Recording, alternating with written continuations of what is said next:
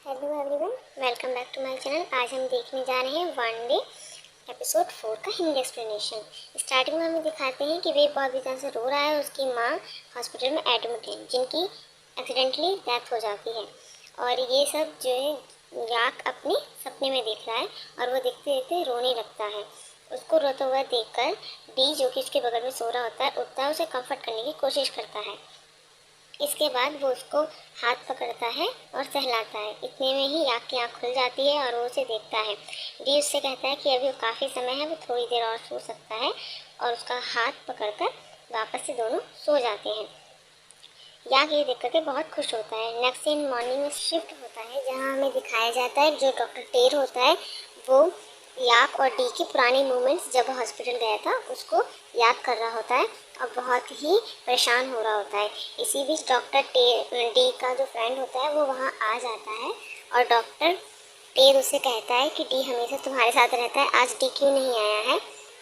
इस पर वो कहता है कि वो उसके साथ नहीं आएगा क्योंकि उसके पास उसका बॉयफ्रेंड है और वो हर समय उससे चिपका हुआ नहीं रह सकता। वो कहता है तुम्हें अजीब नहीं लगता है कि उसने सडनली बॉयफ्रेंड बना लिया। उसका दोस्त कहता है इसमें सडनली की क्या बात है, ये तो एक अच्छी बात है कि वो उसे पसंद करता है और उसके साथ रहता है। मुझे लगता है कि आपको थोड़ा खुद पर ध्यान देना चाहिए, लोगों पर ध्यान नहीं देना चाहिए। और तभी ये कह करके वो वहाँ से चला जाता है। इसके बाद हमें दिखाया जाता है कि डी और याक दोनों करते हैं अपने नाश्ता लेने के लिए, ब्रेकफास्ट करने के लिए घर से बाहर जाते हैं। और जब वो लौट रहे होते हैं तो उन्हें डॉक्टर टेर और डॉक्टर क्वान मिलती है। डॉक्टर क्वान जो कि इन्हीं के हॉस्पिटल में काम करती है और डॉक्टर टेर को लंच देने के लिए, नाश्ता देने के लिए वहाँ पर आई हुई होती है। और उससे कहती है डी से कि तुम याक के साथ क्या कर रहे हो। तो याक कहता है कि मैं डी के घर पर ही रुका था, इसीलिए हम दोनों यहाँ पर साथ हैं। वो कौन से कहता है कि तुम यहाँ पर क्यों आई हो। तो कौन से जवाब देती है कि मैंने नाश्ता ज़्यादा बना लिया था, इसलिए मैंने सोचा कि मैं डॉक्टर टे को उसे दे दूँ, इसलिए मैं यहाँ पर आई हूँ। इसके बाद डी गुस्से में वहाँ से चला जाता है याक को लेकर के। और जब दोनों ऊपर जाते हैं तो याक उससे कहता है कि तुम जेलस हो रही हो। वो कहता है नहीं, मैं जेलस नहीं हो रहा हूँ। वो कहता है नहीं, तुम हो रहे हो। वो कहता है नहीं, मैं नहीं हो रहा हूँ। दोनों इस बात पर बहस करते हैं और फिर उसके बाद डी कहता है कि मैं उससे जेलस क्यों होऊंगा और तुम ऐसा क्यों कह रहे हो, और क्या तुम्हें ओसीडी है जो तुम बार बार मुझसे यही बात कहे जा रहे हो। इस पर वो याक से कहता है कि शायद तुम जेलस हो रहे हो, इसीलिए तुम ऐसे बोल रहे हो। तो वो कहता है कि नहीं, ऐसा नहीं है, मैं इसलिए ऐसा नहीं बोल रहा हूँ, मैं किसी और को पसंद करता हूँ। और वो जो है मेरी जूनियर है, मेरे क्लास में ही पढ़ती है, वो मेरा सारा वर्क देखती है, मैं उसे पसंद करता हूँ, लेकिन मुझे लगता है वो मुझे पसंद नहीं करती है। इस पर डी कहता है तुम बहुत अच्छे हो, ऐसा नहीं हो सकता कि वो तुम्हें पसंद ना करती। तो तुम उसे प्रपोज करो प्रॉपर और फिर तुम देखो कि वो करती है या नहीं करती है। तो याक उससे कहता है कि मुझे नहीं पता कैसे करती, क्या तुम मेरी मदद करोगे। डी पहले तो मना करता है, फिर बोलता है हाँ ठीक है, मैं कर दूँगा। उसके बाद डी याक को सिखाता है कि उसे कैसे उसकी प्रपोज करना चाहिए। दोनों ही इस प्रपोजल में इतने घूम जाते हैं कि दोनों एक दूसरे को किस करने की नौबत पे आ जाते हैं। उसके बाद हमें दिखाया जाता है कि जो याक है और टी है वो अपने प्रीवियस जो उनके लवली डबली मोमेंट्स हैं उनको याद कर रहे होते हैं। दोनों ही सिचुएशन में बहुत ऑकवर्ड फील करने लगते हैं। इतने में याक का कॉल आता है और याक अपने आप को डी से थोड़ा सा दूर कर लेता है, कॉल उठाता है और वहाँ से चला जाता है। ये कॉल है याक के भाई यही का। ये भी एक टाइम पर एक बहुत अच्छा बॉक्सर था, चैम्पियनशिप्स लड़ा करता था। इसके बाद हमें दिखाया जाता है कि याक यही से मिलने जाता है और यही उसे कुछ वीडियोस दिखाता है जो कि बहुत ही जानलेवा टाइप की फ़ाइट होती हैं। और वो उससे बोलता है कि हम जो है वो फंड रूल हो रहा है हमारा और हमें पैसों की बहुत ज़रूरत है क्योंकि तुम्हारी चैम्पियनशिप आ रही है, इसके लिए हम लोगों को कुछ भी करके पैसे चाहिए, तो तुम्हें ये लड़ाई लड़नी होगी। याक बिना कुछ सोच समझे हाँ कह देता है। इसके बाद वो अपनी ग्रेजुएशन को पूरा करेगा। उसका भाई इस बात के लिए मान जाता है। वो जाता है अपनी मम की तस्वीर को हाथ लगाता है, तभी वहाँ चेयर आ जाता है। चेयर कहता है कि मुझे ऐसा लगता है कि तुम्हारी पसंद बदल रही है। वो यहाँ डॉक्टर डी के बारे में बात करता है। याक कहता है कि नहीं ऐसा नहीं, तुम जानते हो मैं किसे पसंद करता हूँ। वो कहता है मैं जानता हूँ तुम किसे पसंद करते हो, लेकिन मुझे ऐसा महसूस हो रहा है कि तुम्हारी पसंद बदल रही है। ये एक अच्छी बात है, इसमें कोई बुराई नहीं है। फिर हमें दिखाया जाता है कि याक और डी दोनों एक्सरसाइज कर रहे होते हैं। यहाँ पर याक अपने दोस्त की बातों को याद करते हुए डॉक्टर डी के साथ बिताए हुए अपने लवली मोमेंट्स को याद करता है। तभी डॉक्टर डी उससे कहता है कि तुम्हें क्या हुआ। तो कहता है कुछ नहीं, तुम बस बहुत अच्छे लग रहे हो। वो कहता है कि तुम भी बहुत अच्छे लग रहे हो, और दोनों एक दूसरे को देखते रहते हैं। दोनों देखते देखते ही फिर से अपने लवली मोमेंट्स में घुसने की कोशिश करते हैं। तभी दोनों एक दूसरे को संभालते हैं और एक दूसरे के बाल पकड़ते हैं और एक दूसरे को टेस्ट करते हैं। इतने में ही यहाँ पर उनकी दोस्त या की दोस्त एम आ जाती है। दूसरे को देख ही रहे होते हैं कि इसी बीच याक की गर्लफ्रेंड, जिसे वो बनाना चाहता है, वहाँ पर अपने एक दोस्त के साथ आ जाती है और उसको नोट्स देते हुए कहती है कि ये लो। तो उससे कहता है ओके मिस डियर। वो कहती है मुझे डियर वियर मत बोलो, पैसे दो। एक्चुअली ये ना अपना हर काम करवाता है इससे, तो ये इससे पैसे चार्ज करती है इस चीज़ के लिए। मतलब मुझे ऐसा लगता है कि इसकी तरफ से ऐसा कुछ नहीं है, सिर्फ याक ही है जो उसको पसंद करता है। तो उसके बाद हमें दिखाया जाता है कि जो डॉक्टर डी होता है उसे बिल्कुल भी अच्छा नहीं लगता है कि याक उससे इतने प्यार से बात करता है और अपने पंचिंग बैग को पकड़ता है और उसे ही देखता रहता है। उसके बाद हमें दिखाया जाता है कि उस जो वो लड़की है उसका दोस्त उसे आवाज़ देता है कि चलो हमें देर हो रही है। वो जल्दी अपना सामान पैक करती है। याक उससे कहता है कि डिनर के लिए रुक जाओ। वो कहती है नहीं, मैं डिनर के लिए नहीं रुक सकती, मुझे और भी बहुत काम है। इसके बाद वो जाते जाते डी के गले में याक का लॉकेट देखती है। वो बहुत अजीब से स्माइल करती है और फिर वहाँ से चली जाती है। डी बहुत गुस्से में होता है, लेकिन डी और याक दोनों बाथिंग के लिए जाते हैं। इस पर डॉक्टर डी बोलता है कि तुम जेलिस हो रहे हो। याक कहता है कि मैं जेलिस नहीं हो रहा हूँ, और अगर तुम्हारे हिसाब से वो ज़्यादा सुंदर है तो तुम एक काम क्यों नहीं करते, तुम मुझे स्टाइल करो, मेरी ड्रेसिंग सेंस को स्टाइल करो, ताकि मैं आसानी से उसका दिल जीत सकूं। ये बात सुनने के बाद तो डी को और भी गुस्सा आता है, लेकिन याक के बार बार कहने पर वो हाँ कह देता है। लेकिन हम सीन में साफ देख सकते हैं कि वो कितना गुस्से में है, और इसी गुस्से में वो बार बार पानी गर्म पत्थरों पर डाला जाता है, जिससे स्टीम बहुत ज़्यादा हो जाती है। याक उसे देख रहा होता है।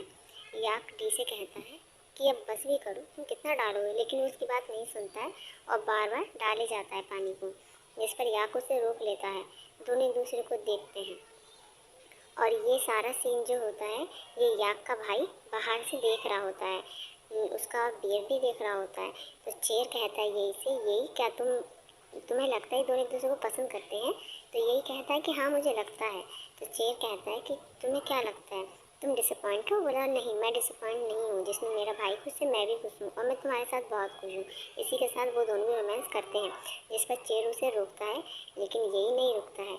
यही कहता है कि मैं तुम्हारे साथ बहुत ज़्यादा खुश हूँ, तो अगर मेरे भाई भी पीएफ हो तो मुझे कोई दिक्कत नहीं होगा। जो कि डी का बेस्ट फ्रेंड है दिखाया जाता है, और डी बहुत परेशान होता है, जिस पर काव कहता है तुम इतनी परेशान क्यों हो रहे हो। तो डी कहता है कि मुझे बहुत बुरा लग रहा है, शायद मुझे जेलसी हो रही है, क्योंकि याक ने मुझसे कहा है कि मैं उसकी गर्लफ्रेंड को प्रपोज करने में उसकी हेल्प करूं। और काव इस पर मुस्कुराता है और कहता है और तुमने हाँ कर दी। डिक गुस्से में कहता है हाँ मैंने हाँ कर दी। काव कहता है तुम तो भगवान हो, तुम हर चीज़ को इतना कॉम्प्लिकेटेड कैसे कर देते हो। काव डी से कहता है संभालो मेरे दोस्त, कहीं तुम्हारा दिल चोटिल ना हो जाए। इसके बाद हमें दिखाया जाता है कि डी स्विमिंग कर रहा होता है और यही सब चीज़ें सोच रहा होता है। इतने में अचानक से उसके सामने जैसे ही वो ऊपर होता है याक आ जाता है। डी बहुत खुश हो जाता है। याक डी से कहता है कि मैं भी तुम्हारे साथ स्विमिंग कर सकता हूँ। डी खुशी से हाँ कर देता है। उसके बाद दोनों ही पूल में चले जाते हैं, स्विमिंग करने लगते हैं।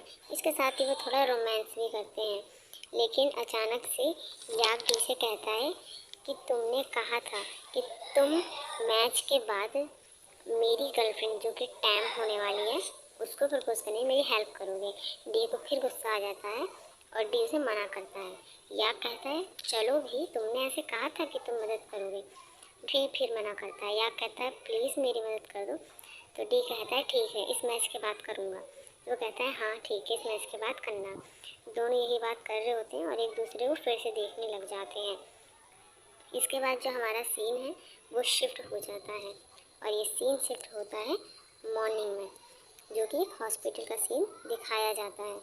जब जहाँ पर जो डॉक्टर टेर है वो याद कर रहा होता है किसको, डॉक्टर डी को, और वो डॉक्टर डी के पास पहुँच जाता है और डी से कहता है डॉक्टर डी अब ये सारा खेल ख़त्म भी करो, मुझे पता है कि वो तुम्हारा नकली बॉयफ्रेंड है, असली नहीं है। डी एकदम डर जाता है, लेकिन वो खुद को संभालता है और कहता है तुमसे किसने कहा। वो कहता है तुम सिर्फ स्कॉलरशिप के लिए ये सब कर रहे हो। डी उसे मना करता है, वहाँ से जाने लगता है। इतने में टेढ़ उसे पकड़ता है और कहता है तुम मेरे लिए इंतज़ार करो, मैं ज़रूर वापस आऊँगा। और मुझे लगता है कि मैं अपनी फीलिंग्स लिए पहले गलत थी, लेकिन अब सही हूँ। इस पर डी उसे हटाता है और कहता है हम बस कॉम्पिटिशन में ही मिलेंगे। लेकिन वो ये सारी चीज़ें याद करता है कि उसे ऐसे कैसे लग सकता है कि उसका एक नकली बीएफ भी है। इसके बाद डी जाता है और सारी बातें बताता है बॉक्सिंग रिंग में। याद कहता है कि वो ऐसा कैसे कह सकता है। डी कहता है वो बहुत ही चतुर और चालाक है, उसने पिछले 8 सालों से इसी तरह से डी का फ़ायदा उठाया है और उसे अपने झांसे में उलझा कर रखा है। याद कहता है कि हाँ शायद तुम सही कह रहे हो, वो बहुत ही ज़्यादा चतुर चालाक है। इस पर वो कहता है अब हमें क्या करना चाहिए। डी कहता है मेरे पास एक आइडिया है, हम उस पर वर्क करेंगे। याद कहता है ठीक है, जैसा तुम कहो। और इसके बाद दोनों एक दूसरे को देखकर मुस्कुराते हैं। उसके बाद सीन शिफ्ट होता है और हमें दिखाया जाता है कि सभी लोग मिल करके रात के लिए बैठे होते हैं और बातें कर रहे होते हैं। तभी अचानक से याक कहता है कि आज डॉक्टर डी यहीं पर रुकेंगे। सब लोग उसको देखने लगते हैं और कहते हैं क्यों। वो कहता है क्योंकि हमें कुछ फाइनेंस की बातें करनी है। डॉक्टर डी ये फिजिशियन है, वो कुछ टेक्निक्स यूज़ करेंगे मेरे पर और मेरा मुद्दा जो है वो भी ठीक कर देंगे। एक्चुअली पूरा आइडिया ना डी का ही है यहाँ पर रुकने का और अब डॉक्टर टे को जेलस करने का और बिलीव कराने का एक्चुअली में। तो सब लोग मान जाते हैं कि ठीक है डॉक्टर डी यहाँ रुक सकते हैं क्योंकि वो यहाँ के वीआईपी कस्टमर है। चेयर कहता है मैं रूम प्रिपेयर करवाता हूँ। या कहता है नहीं वो मेरे रूम में ठहरेगा। और दोनों फिर अपने रूम में चले जाते हैं जहाँ पर जो डी है वो कुछ पिक्स क्लिक करते हैं ताकि वो अपनी स्टोर पर लगाए लोगों को दिखा सकें। या कहता है तुम मेरे पैर पर लेट करके एक फ़ोटो लो जिससे कि उनको ज़्यादा रिलीव होगा। डी लेट जाता है और याक उसकी फ़ोटो लेने लगता है। दोनों ही एक दूसरे को फिर से देखने लगते हैं और फिर से रोमांस शुरू हो जाता है। इस पर फिर दोनों एक दूसरे को संभालते हैं और डी अपनी स्टोरी लगाता है जिसे तुरंत डॉक्टर टेल सीन कर लेता है। दोनों ही बहुत खुश होते हैं कि हमने जिस काम के लिए किया था वो काम हो जाता है। बाद में सभी लोग डिनर करने के लिए बाहर जाते हैं जिस पर याक डी से कहता है कि क्या तुम चाहते हो कि मैं तुम्हें खिलाऊं क्योंकि तुम खुद नहीं खा रहे हो। डी कहता है नहीं ऐसा नहीं। वो कहता है मैं तुम्हें खिलाता हूँ, यही बहुत ही अच्छा खाना बनाता है और स्पेशली पोक। वो उठाता है और उसको खिलाने के लिए हाथ आगे बढ़ाता है। इस पर वो कहता है मैं ऐसे नहीं खाऊंगा, तुम्हें नहीं लगता कि तुम्हें इसको चटनी में डिप करना चाहिए। उसमें डिप करता है और फिर इसको खिलाता है। डी को बहुत पसंद आता है। वो कहता है तुम लोग तो रेस्टोरेंट खोल लो तो बहुत ही ज़्यादा टेस्टी है। चेयर कहता है कि ये नहीं, हमारी मॉम और डैड की रेसिपी है। डी कहता है कि तुम्हारे मॉम एंड डैड कहाँ पर हैं। इस सिचुएशन फिर से ऑकवर्ड हो जाती है और सभी एकदम शांत हो जाते हैं। चेयर कहता है कि वो खाना अच्छा है, तुम खाओ खाओ खाओ। और फिर सभी लोग वहाँ से चले जाते हैं। फिर हमें दिखाया जाता है रात के 4 बजे याक बैठ करके पढ़ रहा होता है और अचानक से डी उठ जाता है और देखता है। कहता है तुम कितने मेहनती हो और इतने स्मार्ट भी हो, तुम क्या कर रहे हो। याक कहता है कि कल मेरा टेस्ट है और मुझे पढ़ना है। फिर दिखाया जाता है कि याक कैसे याद कर रहा है अपनी मॉम को कि उसकी मॉम उसकी पीठ में खुजाया करती थी। वो जब भी पढ़ता था उसको पीठ में खुजली होती थी और उसकी मॉम उसको खुजाया करती थी। इस पर डी कहता है कि तुम चाहते हो मैं तुम्हारी हेल्प करूं। मैं तुम्हारी हेल्प कर सकता हूं, मुझे ये टॉपिक आता है।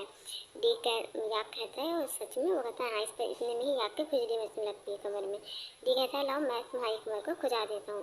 और वो उसकी मॉम की तरह ही उसकी कमर को खुजाने लगता है, उसको पढ़ाता है। ये सब देख के याक को बहुत अच्छा लगता है और उसे अपनी मॉम की याद आने लगती है। इसके बाद हमें दिखाते हैं कि जो डॉक्टर क्वान है वो टेर से हॉस्पिटल में मिलती है और पीछे से उसके फ़ोन को देख लेती है जिस पर वो कहती है कि याक और डी साथ में बहुत सुंदर लगते हैं। कि माफ़ करना मैंने आपकी स्टोरी पर देख लिया, आप भी उन्हीं की स्टोरी देख रहे हो ना। जिस पर डॉक्टर टे कहता है हाँ लेकिन सारी चीज़ें परमानेंट नहीं होती हैं और वहाँ से चला जाता है। अगली बार में हमें दिखाया जाता है कि याक जो होता है वो मैच जीत जाता है और ये वही मैच है जिस पे हमने पहले चर्चा की थी जो यही ने उसे खेलने के लिए कहा था।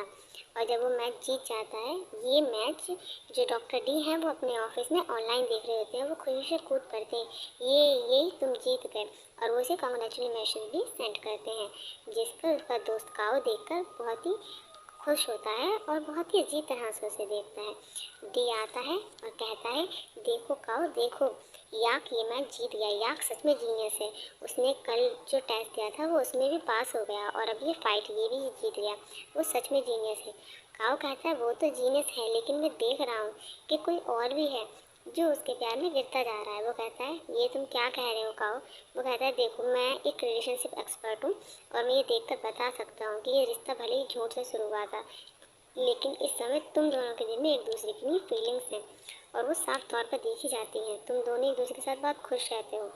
डी बोलता है, नहीं ऐसा नहीं है। वो कहता है, तो ठीक है, मैं तुम्हें एक गिफ्ट देता हूँ जिसको तुम दोनों ट्राई करना और फिर मुझे बताना नतीजा कैसा रहा।